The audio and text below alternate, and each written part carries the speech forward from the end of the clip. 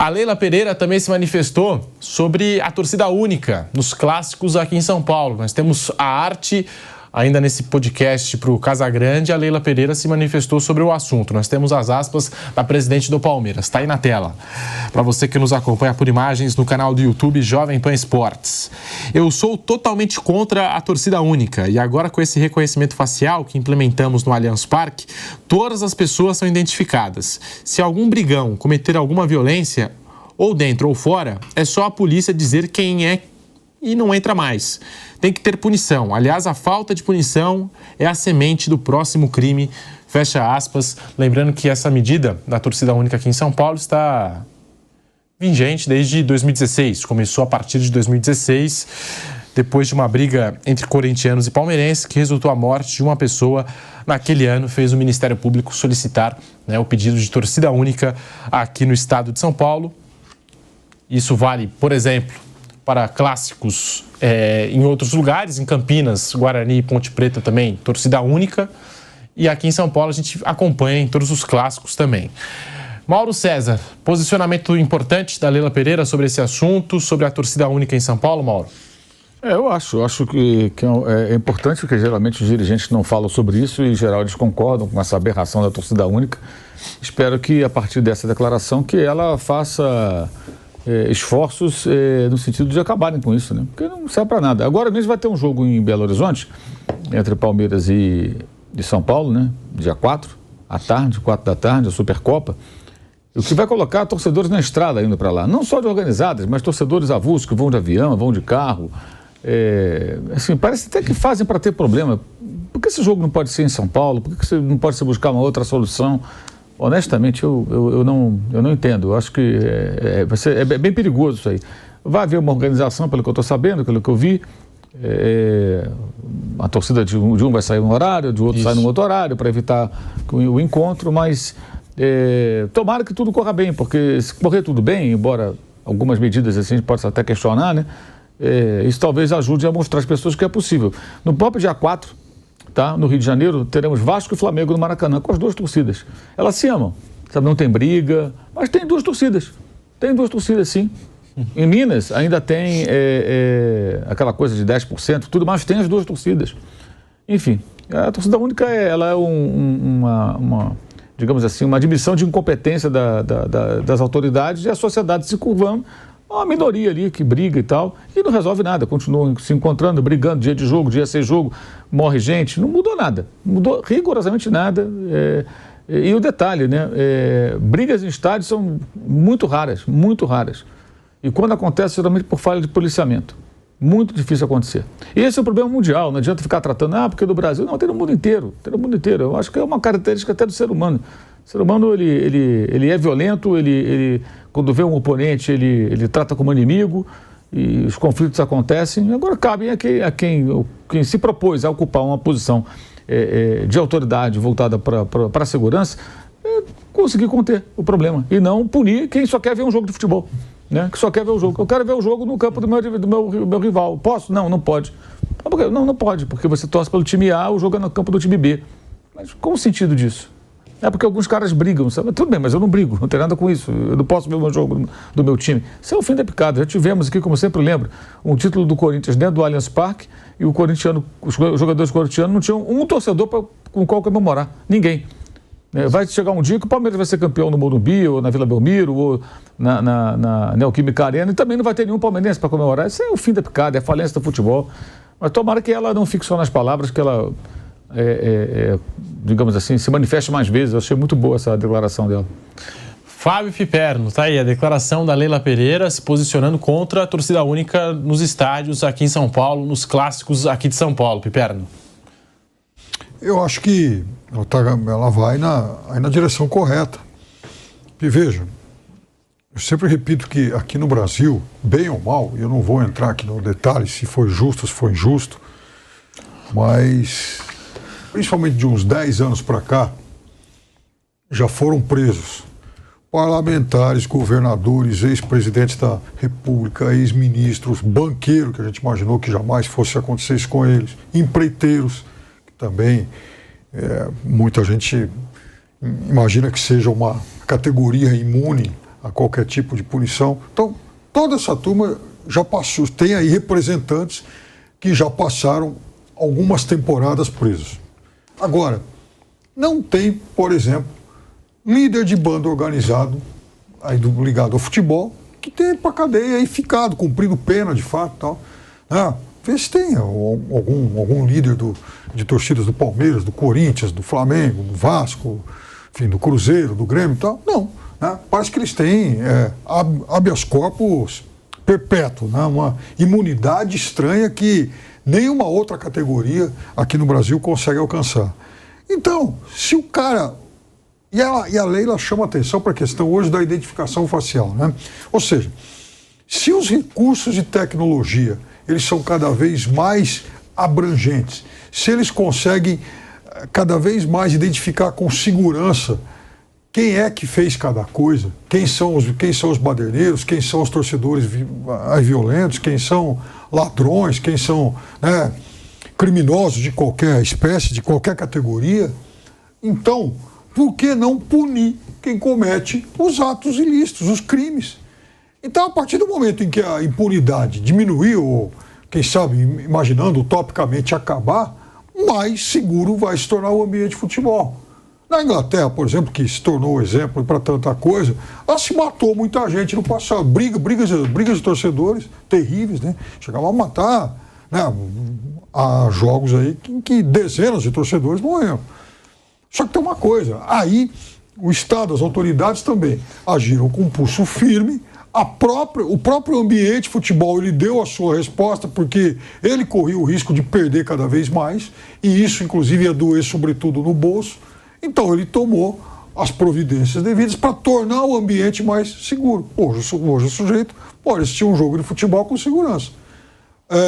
Então, por que aqui no Brasil a gente parou no tempo e não consegue progredir em relação a isso? Muito pelo contrário, a gente assina o atestado de falência das autoridades quando as próprias autoridades falam, não, olha, eu vou ter que fechar a rua tal, aqui não vai mais ter trânsito, atrapalhando inclusive a vida lá do morador, que às vezes está em frente ao estádio. Então não vai ter trânsito, não vai ter, por exemplo, torcedor de outro time passando. O que é isso? Quer dizer, que tipo de segmentação é essa?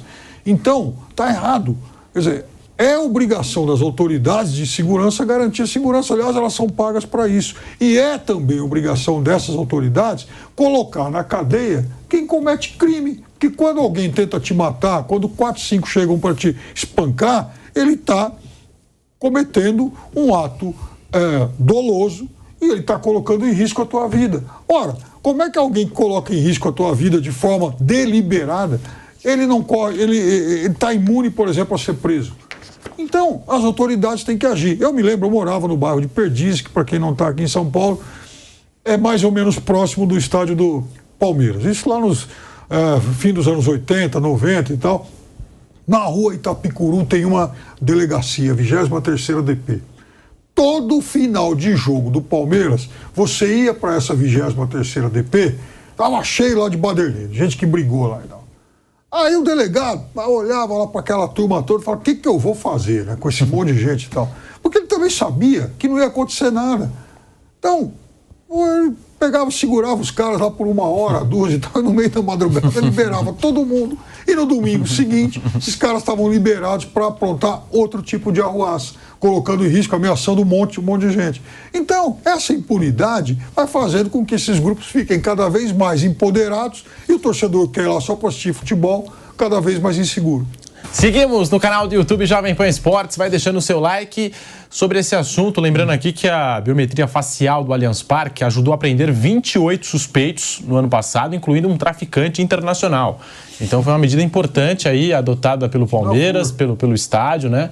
E nesse sentido que a gente cobra, né, das autoridades, da parte de segurança, foi uma novidade aí que ajudou, né, a segurança aqui de São Paulo a prender suspeitos, pessoas que tinham algumas pendências. Bruno Prado, que você pode falar desse assunto, que falar das declarações da Leila Pereira? Ela, como presidente do Palmeiras, acho que é importante ela reacender esse debate, que parecia já deixado de lado aqui em São Paulo e muitas vezes defendido pelos dirigentes, o caso de não ter duas torcidas, só torcida única, e agora esse posicionamento importante da presidente do Palmeiras, Bruno Prado. E a torcida única realmente é uma medida que não melhorou a questão da violência no futebol, porque é uma coisa, não é só violência no futebol, é violência na sociedade, né?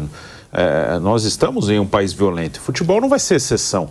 O futebol não vai ser uma coisa isolada, não. O futebol é diferente. As pessoas se comportam de uma maneira na vida e no futebol vão se comportar de outra maneira. Não é assim. E as autoridades, elas têm a obrigação de assegurar, ou de, pelo menos, elas têm a obrigação de dar segurança às pessoas, para que as pessoas possam ir a um evento. Então, se acontece uma briga ou algum problema num shopping center, você vai fechar o shopping? Não faz sentido. Então, eu entenderia se fosse só uma questão emergencial. Nós temos um projeto construído para que daqui a pouco a gente possa ter as duas torcidas em paz. Então, emergencialmente, por enquanto a gente está implantando o nosso planejamento aqui, torcida única em clássico. Ok, se fosse uma coisa emergencial com um plano já para frente de como agir nos clássicos. Mas não, assim, foi uma medida que se tornou... ela se tornou uma medida fixa, não foi uma coisa só emergencial, ela ficou. É uma medida que veio e ficou e que não alterou. A gente continua tendo briga às vezes muito longe do estádio. Perto do estádio, com duas torcidas, claro que tinha alguma coisa, mas as brigas maiores, elas já eram longe do estádio. Dentro do estádio aconteceram, claro, brigas entre torcidas, entre rivais, mas os problemas já eram maiores no caminho, no metrô, e hoje acontece, mesmo que as duas torcidas não estejam indo para o estádio, também brigam longe, brigam no transporte público. Então, as autoridades, claro que não é uma coisa fácil, mas as autoridades têm que garantir que as pessoas possam assistir um jogo de futebol. E tem gente que fala assim, não, torcida única, não rola briga. A gente viu lá no Fortaleza, torcidas, né, do Fortaleza entre brigando. Eles mesmo, né? Estamos de volta, a Rádio Jovem Pan, ainda sobre esse assunto da torcida única aqui em São Paulo. Eu destacava aqui que mesmo com torcida única, tem gente que fala assim, não, porque quando tem torcida única, só de um time só, não tem briga. Todo mundo torce pro mesmo time. A gente acabou de ver, acho que o exemplo mais recente foi o do Fortaleza. Torcidas do Fortaleza brigando, porque uma não se entende com a outra. Às vezes também rolam desentendimentos entre torcedores durante o jogo. Então também rola briga. Então também rola briga. O Bruno provavelmente nem tinha nascido ainda, você muito menos, e o Mauro morava no Rio. Então, aqui em São Paulo, quando tinha clássico, nos anos 80, que foi quando eu cheguei em São Paulo, eu jogar Palmeiras e Corinthians ou Palmeiras e São Paulo. Aí, naquele tempo, o serviço de ônibus que atendia aqui a cidade de São Paulo, ele era do Estado, ele era da Prefeitura, a companhia CMTC. Então, o que a CMTC fazia? Colocava uma fila de ônibus lá na Praça da República para uma torcida e uma outra fila de ônibus lá no Anhangabaú para transportar a outra torcida. Elas iam em caminhos diferentes, roteiros diferentes, porque se elas se encontrassem no meio do caminho, dentro de um ônibus público, de graça, o pau quebrava. Bom, aí, na volta do jogo, e aí todas elas ficavam estacionadas, toda essa frota ficava estacionada em frente àquele terrenão, aliás, dentro daquele terrenão que fica em frente ao Morumbi, que hoje tem até uma estação policial lá e tal, e tem já algumas construções, mas aquele negócio era enorme. Quando acabava o jogo, todo mundo corria para o mesmo terreno, porque os ônibus ficavam lá. Aí o pau quebrava. Então, lá João Jorge Saad, lá na Francisco Morato, e ainda tinha uma agravante. Como o trânsito estava naturalmente ruim na saída do jogo, né, os ônibus iam devagar, o torcedor, às vezes, que estava dentro do ônibus, ele xingava o cara com camisa de outro time que estava na rua. Esse cara pegava um pedaço de pau, uma pedra, qualquer coisa e jogava no ônibus, quebrava um monte de ônibus. Eu cheguei a estar dentro do ônibus, que alguém gritava, a pedra e tal, e todo mundo abaixava. Era uma aventura. Aí, ao final do jogo, tal, daquele final de semana, o saldo era de várias dezenas de ônibus totalmente depredados, com vidro quebrado e tal. O prejuízo para a prefeitura era muito grande. Isso na administração Luiza Erundina. Aí veio o Maluf. O Maluf cortou essas linhas de ônibus especiais porque o prejuízo estava muito grande, depois até privatizou a empresa e tal. Mas veja, naquele momento, já era esse quebra-pau todo e não ia ninguém preso. Não, assim, às vezes a polícia ficava ali na rua olhando, enfim, observando aquilo, também meia dúzia de policiais e uma multidão de torcedores. Os caras iam fazer o quê? Então, esse problema ocorre desde sempre, ele é muito antigo e a impunidade, ela é desde sempre também, não acontecia nada. Nós temos as aspas da presidente do Palmeiras, Leila Pereira, falando sobre o patrocínio do rival. Corinthians que anunciou o maior patrocínio master do Brasil e a Leila Pereira falou o seguinte, ó, abre aspas, a competição entre os clubes tem que ser dentro de campo. Eu nunca vi na minha vida um clube de futebol comemorando patrocínio. Você tem que comemorar títulos, patrocínio é bom. Qualquer valor que venha agregar, que faça com que o clube possa ter mais investimentos, é sempre válido. Mas eu costumo dizer que os contratos no Palmeiras existem para ser cumpridos. Quando eu falei que cobriria, foi uma pergunta que me fizeram e eu respondi. E a Leila ainda disse o seguinte, ela ainda completa. Como eu disse, eu respeito todos os clubes, tenho amizade com todos os presidentes, tenho profunda admiração por todos os torcedores. Essa paixão do torcedor me comove muito, mas o que eu acho é que você não pode se sentar em uma coletiva de imprensa, falar em valores milionários e não se comprova absolutamente nada. Isso você inflaciona de uma forma desproporcional ao mercado, que não é saudável. São valores que não são comprovados. Existem gatilhos, existem metas. Eu posso colocar que eu fechei um patrocínio de 500 milhões de reais, mas com metas inatingíveis. Aqui no Palmeiras não. Nós falamos a realidade, são valores fixos e eu comprovo. Eu falo e mostro os contratos. Eu acho que isso de não comprovar é perigoso, disse Leila Pereira, presidente do Palmeiras. Nesse ponto de vista, está correta Leila Pereira, Mauro César? Eu acho que, assim, todos os clubes deveriam submeter os seus contratos de patrocínio à aprovação do Conselho Deliberativo, né? E todas as pessoas deveriam ter acesso a um contrato. Essa alegação que os clubes utilizam muitas vezes de cláusulas de confidencialidade, eu acho que o clube de futebol não é como uma empresa. Você tem associados, você tem um torcedor, que são as pessoas que sustentam o clube. O clube só existe porque tem a torcida, porque tem um sócio.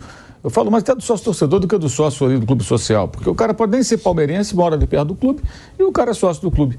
Mas para usar piscina, para jogar tênis, fazer lá alguma outra atividade, sem muito vínculo com as preocupações esportivas, né, da associação, da entidade. Então, eu acho que todos deveriam ser dessa maneira. Por exemplo, nesse contrato do Corinthians, não se sabe quanto vai para o futebol, qual o valor líquido que vai ser destinado ao futebol, se vai dinheiro para outras modalidades, se tem alguma comissão, uma agência que intermediou, que vai levar um percentual, que percentual é isso? Nada disso foi divulgado.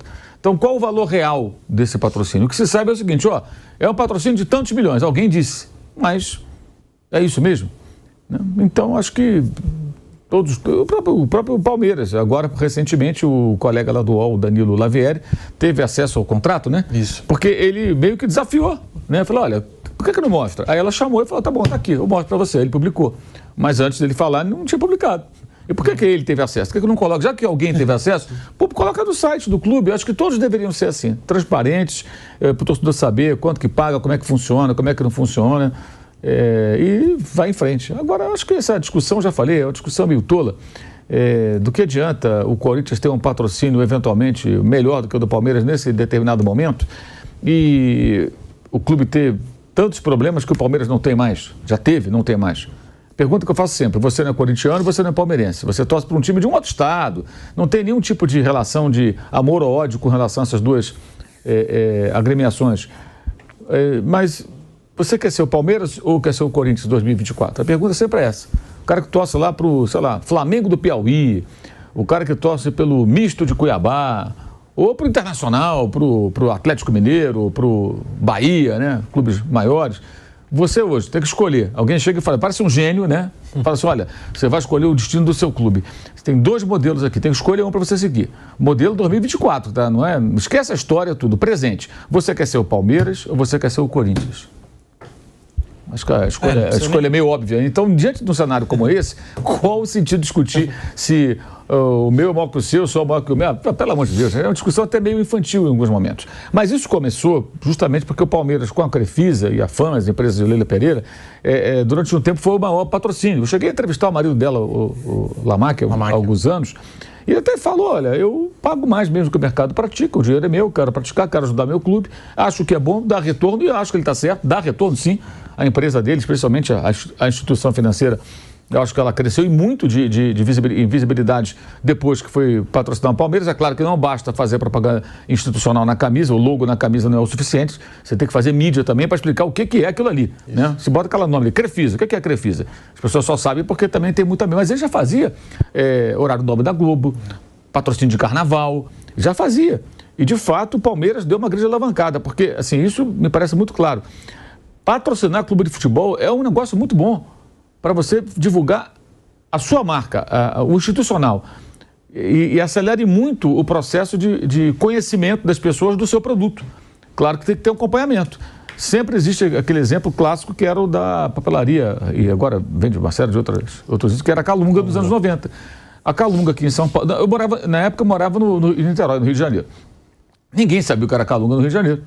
Mas é uma rede de São Paulo. Mas aqui em São Paulo, eu já ouvi vários relatos, quando vim morar aqui, as pessoas comentavam, de pessoas que não sabiam o que eram, porque ela se concentrava mais na zona leste da cidade, né? E quem morava em outras regiões, a cidade é muito grande, nunca tinha trombado com uma loja, não sabia exatamente o que era aquilo. Por quê? Porque não tinha, além da propaganda na camisa, que era uma coisa até outros tempos, né? Família de corintianos, vão patrocinar o clube e tal, sem o acompanhamento de uma campanha de mídia mais robusta. Sim. Né, que hoje é completamente diferente. Hoje essa rede é uma rede fortíssima, que faz muita mídia, tá em toda parte, todo mundo sabe o que é. Então o pessoal falava um case ao contrário, e de fato era. E a partir dali eu acho que eles souberam muito bem aproveitar e crescer. E todo mundo até hoje, quem é de uma geração um pouco lá para trás, quem nasceu até os anos 80, começo dos anos 80, lembra do Neto comemorando o gol do Corinthians campeão brasileiro com Calunga na camisa. E já associa a essa rede de lojas, que era uma rede de papelaria, que hoje vende computador, vende material elétrico, eletrônico, etc. e tal. Então, assim, patrocinar time de futebol, eu acho que é um bom negócio, desde que o clube seja um clube sério, de preferência.